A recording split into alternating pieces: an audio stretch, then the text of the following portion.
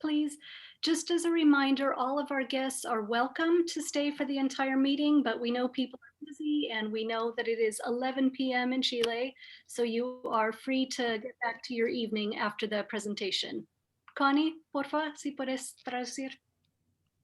Después de la reunión ellos tienen como un pedazo extra de la reunión donde no solamente se pasa lo que es preguntas y todo el tema de la presentación, sino que también tienen lo que es parte de, como de los anuncios especiales de la reunión, entre los happy hours y muchas cosas. Entonces, saben que es tarde para nosotros y no nos obligan a quedarnos, pero siempre somos bienvenidos a quedarnos el tiempo extra si nosotros queremos. Gracias. Wow. Otra vez, pero más rápido, por favor. Well, Chilean we speak fast, so. So we've heard. So it is my great pleasure to welcome Yazmin Donaire, who's been joining us. Many of you already know her, but she is a Rotary Scholar. She is joining us with so many of our Chilean friends at 11 p.m. We're so happy to have you here and to be sharing your story. So Yazmin, te toca a ti, porfa. Sorry, before that, can I ask permission to also to tape to record the meeting? Can I be granted also that permission, please? Sí, sí. I don't know that you can record while I'm recording, and I'd be happy to share the recording with you later on. I can do it if I record it on my computer. I can record it direct on my device too. Okay. Okay. Yeah, thanks for all. Well, I don't speak well English, but I try. Okay. How Rotary helped me to overcome life obstacles. First and foremost, I would like to talk to you a little bit about my country. It's long and narrow with different climates. To the north, you will find a desert with a scorching heat. Meanwhile, in the heart of Chile, we have beautiful weather that any person will love and enjoy. When turning to the south, you can see the surplus of its rain that blesses our country. And just like our weather and its drastic changes, our people are also very diverse. From different food to different accent, the differences are extremely noticeable. It's sad to say, but the biggest difference is a socioeconomic one. The inequality in Chile is staggering. 10% of Chile's population holds 66.5% of the country's wealth. And the next. In the metropolitan region, maps in the slide, where nearly 40% of the population of Chile is concentrated, you can see the way the income is distributed. Only 3 communities with blue in the map earn more than 1 million Chilean pesos, which is more or less $1,300 per month. But on the other hand, a lot of communities earn only $500, not even half of what the other 3 communities acquire. This causes a negative impact on the education of the community and its youth because, unfortunately, in Chile, the amount of money you have determines the level of education that you or your loved one will have, thus minimizing their quality of life. The government has created programs to improve access to higher education, which makes it easier for low-income students to continue their education. However, it has not been enough. For this and many other reasons, in 2019, people rebelled against the government. And last year, we voted to rewrite the constitution from scratch or to live as is. Currently, 80% of Chileans decide that the best option will be to write a new constitution in order to add social and environmental rights and many others. That is why it's necessary that I talk about my family and where I come from. As a child, my mother lost her sister. 2 years later, at the same time, her mother and grandmother died on the same day. And if it was enough, 2 years later, her father also died. She became an orphan at the age of 15. Just imagine how it will feel to be a child entering your teen years and losing the three most important pillars in your life. Overnight, she became a mother and father to her younger sibling. Because of that, she was forced to work and was not able to finish her education. Years later, she met my father. They got married almost immediately in Santiago, the capital of Chile. I was born to Julian Alejandro in 1984. You might be asking yourself, why this is important? Well, as a child, my family and I sometimes found ourselves homeless, staying with relatives, close friends, and other places we could stay for a couple of months.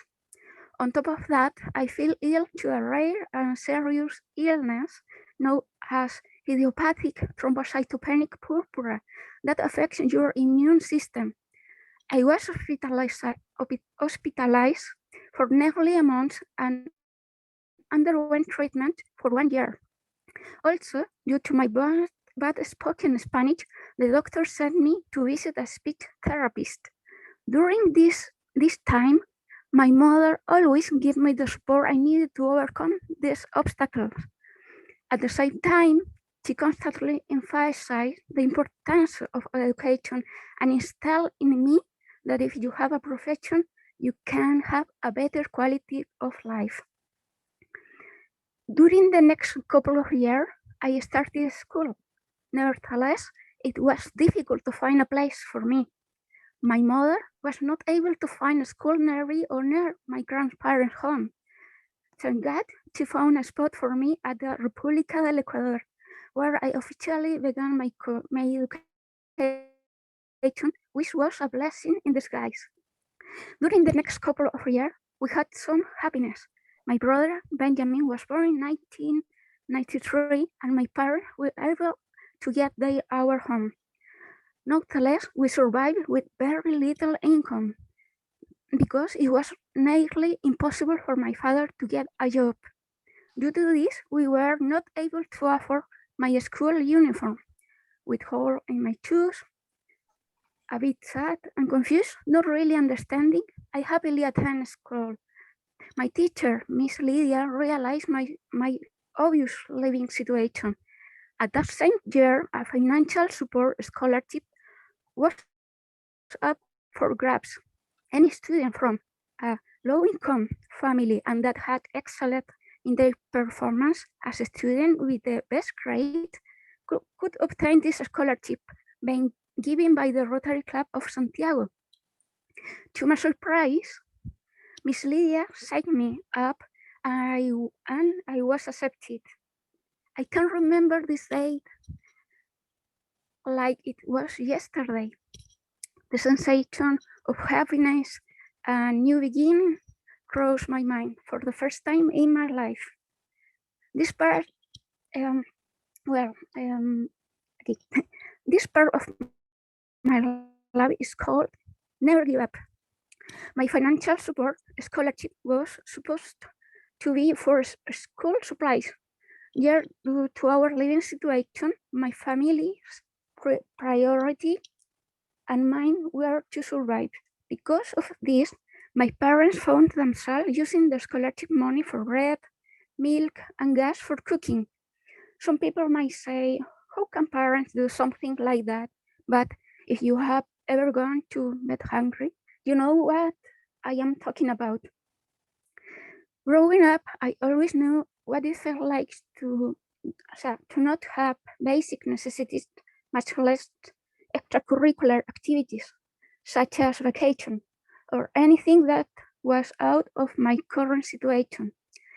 Thanks to the Rotary Women's Committee, I was able to experience what it felt like to have a better quality of life. During that field trip, we visited places like mall, pool, and we played games with other children that also had financial scholarship. Because of this, I realized that I wasn't alone in the struggle. I can remember a young boy eating as if he had never eaten before. I was able to empathize with him. This time were my escape from my reality. My neighborhood wasn't the best place to be raised. We had nosy neighbor who partied almost every weekend and had a problem with alcohol. I can recall many times a particular neighbor would strike the wall that divided our homes. This was not an isolated incident. This happened almost every night. As soon as I realized I was graduating the 8th grade, I received a lot of hours and was able to excel among my peers with the best GPA. I then transferred to another school by the name of Carmela Carvajal de Prat. To my blessing, Rotary decided to continue supporting me with a financial scholarship, which was not common. Full with motivation, I took on this new challenge and studied like never before, especially during my last year. I need to take extra classes in order to prepare myself for the university entry exam. Like always, I'm accustomed to obstacles in my path due to the expensive cost of tutoring that the Preuniversitario charged and the fact that my father was out of work gave me a feeling of despair. I was overwhelmed because the price was way beyond my reach. All odds were against me because I don't have a job or any property to use as collateral for a loan. The price of tuition for Preuniversitario Pedro de Valdivia was $1330, an amount I could not hope of studying was diminishing. The Preuniversitario called my house a week later, unexpectedly. My mother explained our financial situation to them, and they invited us an interview. I remember that day as if it were yesterday, looking down at my shoes and my uniform. When I heard a strong but gentle voice say, "Buenos días, ¿a quién esperan?" It was an older man and he seemed interested in us. He invited us to his office where my mother explained to him what we were doing there and why we were asking for support. She gave him the proper documentation that was required. Suddenly, the man turned and noticed the logo on my uniform.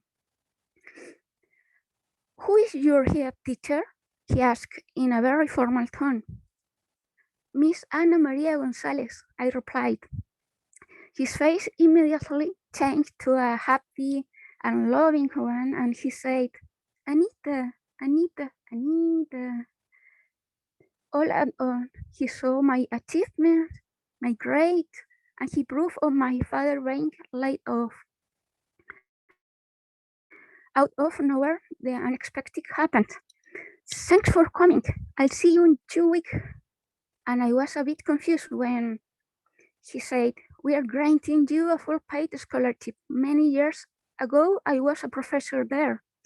Send Miss Anita my regards." This part of my life is called Discover New Worlds. During the next year, I studied ever harder. I completed the entry test with an excellent score. I was given 2 scholarships, which covered the complete cost of my tuition. In total, it summed up to be $45,500 US. I was extremely happy and full of hope. For the first time in a long time, I started to see the light at the end of the tunnel. But that wasn't it. My financial scholarship doubled due to the Rotary Club that continued to show their support for me with a monthly financial scholarship. This was not common in those time. I always say it was an exception that God has blessed upon me. So you can see, I am a result of the support and the values that Rotary Club bestow upon communities. In my case, as in many others, the support provided by Rotary was not just financial, but also motivational. It was a sign that someone believed in my potential and was investing in me for free, with no string attached, only in hopes that I make something of my life and become a productive member of society. So, naturally, I strive to always be better. I obtained my degree as Industrial Civil Engineering from the best university in Chile, which is the Pontificia Universidad Católica de Chile. Well, the big day had finally come. My Rotary sponsor was extremely happy for me, but due to a prior engagement, he was not able to attend my graduation. He apologized and gave me a check for $200 and said, "But you saw something nice, so you can look beautiful." Upon completing my studies and my Rotary scholarship, I was asked to give a speech of appreciation at the Rotary Club of Santiago. I spoke to about 200 people at lunch event. During my speech, I promised to become a Rotarian. I was in Rotary for 8 years in the Rotary Club of Santiago, and last year I fulfilled my promise. I'm now a member of the Metropolitan Rotary Club, also in Santiago. We all have the ability to be successful in life. As humble people, we have to appreciate the sacrifice that our loved ones have made in order to live a better life. This will not be possible without my mother. She had to become an adult at young age, and filled with courage, she pressed forward, converting her pain to love, to raise her family while in depression. Her hardship and discipline helped me strike and make something of my life. Many of my neighbors found themselves using drugs, involved in crime, and some sadly in prison. Mr. Alejandro, my father, a bricklayer, the unconditional love he showed us through his dedication to his family and made a pillar of hope during hard times. He never lost hope and continued to strive for a better life for his family, always doing his best. Thanks to all my teachers that had the patience to teach and inspire me with hope, motivation, and that anything was possible. A special thanks to everyone that believed in me, opened doors for me, who trusted in me and showed me that we can live a better life for my family and myself. Just how my mother would say, if you have a profession, you will have a better quality of life. My new challenge is to give back to my community and to continue to help other children with guidance and in hopes of a better future. Okay, in this slide, you can see some Rotary activities. And in the other, Rotary opens opportunities.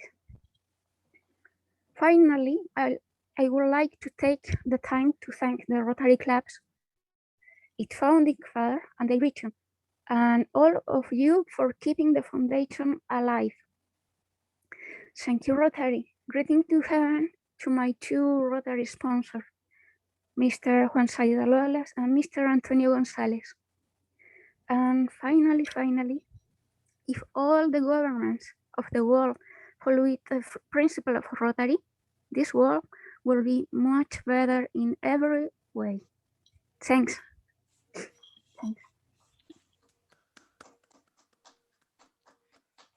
That was wonderful, Yazmin. That was just a wonderful story. Your story is wonderful. Your presentation was wonderful. Your English is wonderful. So thank you. We do have time. Would you be open for some questions? I think you might be back on mute. We do have some time for some questions. Yep. So the floor is open. Dan, we have a question. Yes, yes. Oh, I wanted to. Oh, you went back on mute, Paul. I did. Yes. Yeah, there you go. We can hear you now. Yes, ask what she's doing now.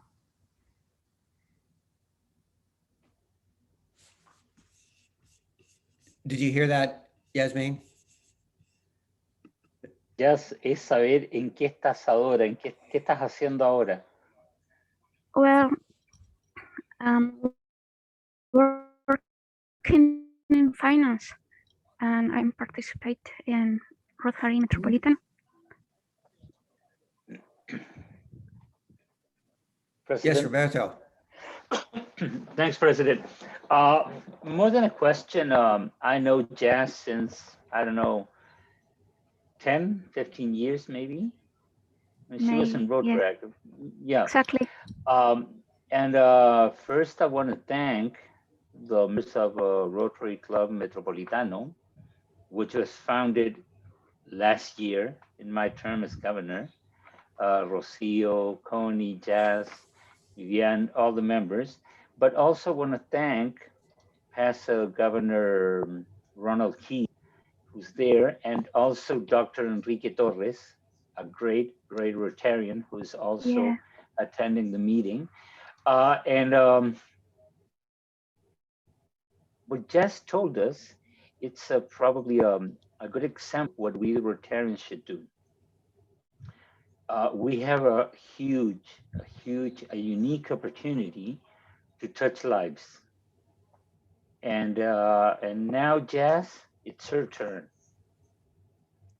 Exactly. I knew both of our sponsors, especially Antonio Gonzalez, El Toño, a great Rotarian, and a great person besides Rotary also. So I want to thank Jazz. I'm going to congratulate her, and I'm very happy of what she said. That's her turn to give back to society. Thanks, President. Okay. Thanks. Well said, Roberto. Other questions? By the way, we call that here paying it forward. Yeah, Yazmin is paying it forward. Yes, Laura. Hola, Yazmin. Me llamo Hello. Laura. Vivo en Eugene. Soy tu vecina de San Juan, Argentina. Okay. Y quería saber en qué trabajas. ¿Estás trabajando? ¿Tienes con tu profesión? ¿Te recibiste? Además de estar en Rotary, ¿qué estás haciendo? Y si lo puedes decir en inglés, bien, y si no, te lo traducimos. Well, I work with entrepreneurs in different business. I review all financial and in Spanish. Veo todos los ingresos y egresos de dinero de las empresas que tiene un empresario. Y en ello es presupuesto, flujo de caja, proyecciones y interacción con los bancos, negociaciones, conseguir financiamiento. Y también otros proyectos que surgen en la misma empresa. O sea, son varias, pero hay una que tiene harto movimiento. De hecho, está pensando internacionalizarse a Estados Unidos. Ya tiene sede en Colombia. Así que vamos creciendo y también yo con el inglés. Muy bien, perfecto. Les digo rapidito, Yazmin works in business. She works for an enterprise with all sorts of money dealings, and one of the companies is looking to internationalize. which has already started in Colombia. And this is a really good thing because with her really wonderful English, she will be a great asset to that company. Gracias. Suerte, chica, suerte. Gracias. Thanks. You're welcome. Okay, I think we have time for just a couple more. There's a couple. Yes, James. Yazmin, you've moved my heart.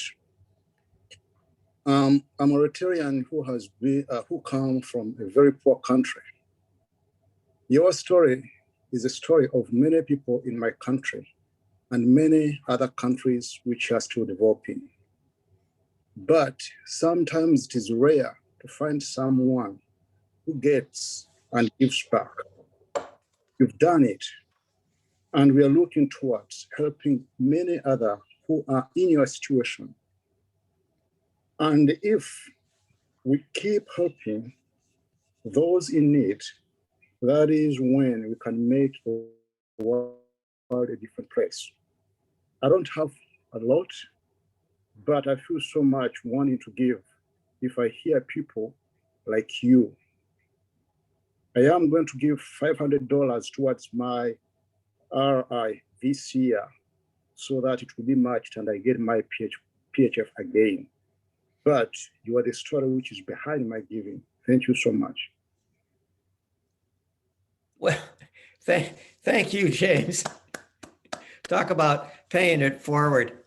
This really speaks so to the heart of what the Rotary Foundation is all about, what Rotary is all about.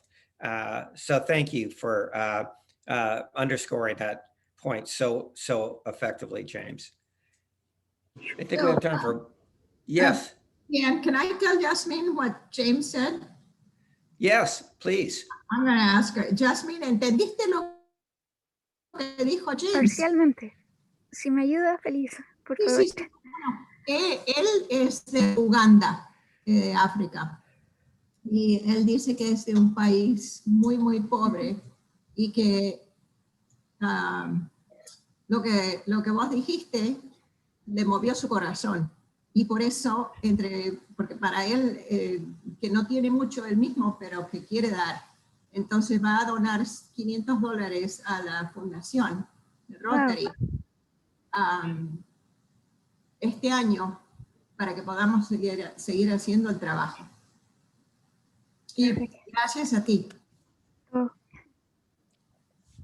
I love James's phrase, the story behind my Rotary giving. That's right. Thank you, James. You're welcome. We have time for one more question. Yes, Ro. Yeah, well, it's not more like a question, it's more like a comment. It's like I've been known Yazmin almost since her, after she graduated. Actually, I was the one inviting her to Rotaract. The next meeting after she get the gratitude speech, and I get to read what she said on the meeting before on the newsletter. And I talked to my sponsor Rotarian that I was the one that invited me, and I said, "What did you told me about her before? It's like has been like 2-3 years that I was running the Rotaract Club, and I didn't know about her.